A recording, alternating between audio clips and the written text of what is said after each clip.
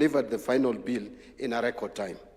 At this point, Your Excellency, without any fear of equivocation, in my judgment, the 13th Parliament will go down in history as one of the most consequential from an economic reform perspective. In just 3 years, Your Excellency, the House has managed to deliver precedent-setting pieces of economic governance legislation. Just to mention but a few, the Privatization Act of 2025, the Government-Owned Enterprises Act of 2025, the National Infrastructure Act of Fund Act of 2026, and now the Sovereign Wealth Fund Act of 2026. The House has been critical in ensuring that NIF is fully operationalized by approving the sessional papers on government divestiture from Safaricom and KPC to provide the foundational capital as approved by the people of Kenya as presented in the Kenya Kwanza Manifesto.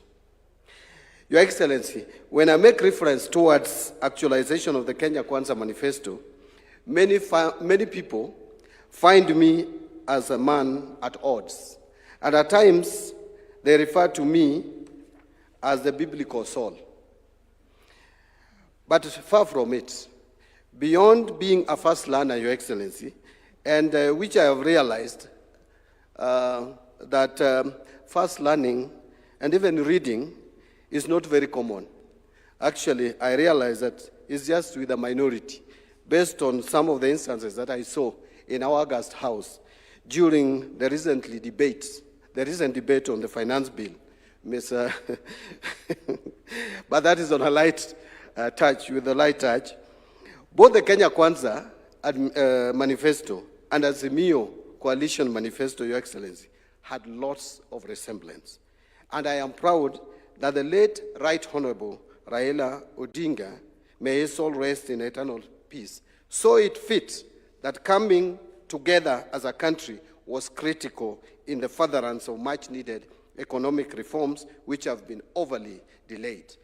And I had the benefit, Your Excellency, of sharing with both of you on how you too wanted the economy of this country to be steered, including the setting up of the National Infrastructure Fund and even this Sovereign Wealth Fund. You too discussed into detail before we lost the late Honorable Raila Odinga. And I'm happy that the successor in the party, Dr. Oburu Oginga, has equally been a student of that kind of thinking and is helping you steer the two political formations in the same direction.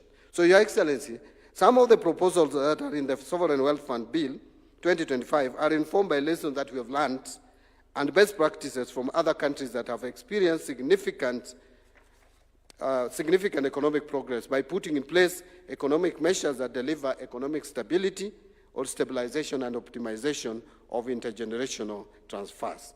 We studied successful models, just to give assurance to the public, from jurisdictions including Norway, Singapore, which I cannot even forget, Saudi Arabia, Botswana in Africa, Nigeria, Kuwait, Qatar, among others.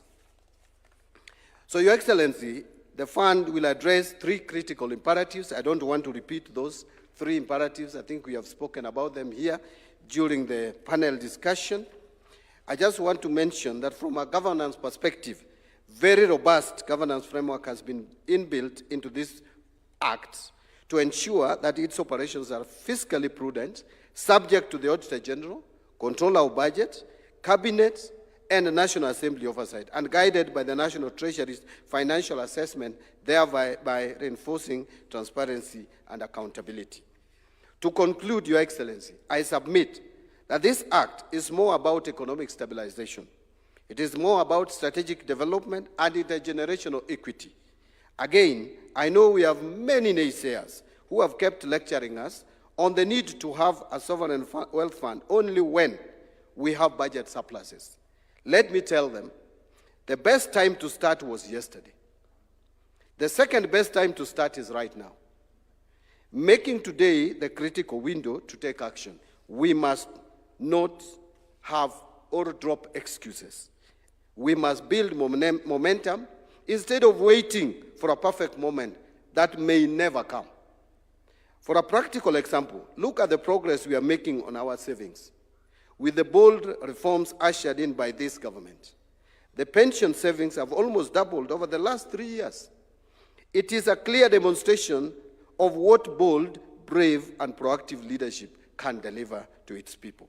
Thank you very much, Your Excellency. It is now my humble duty to invite your, let me seek guidance.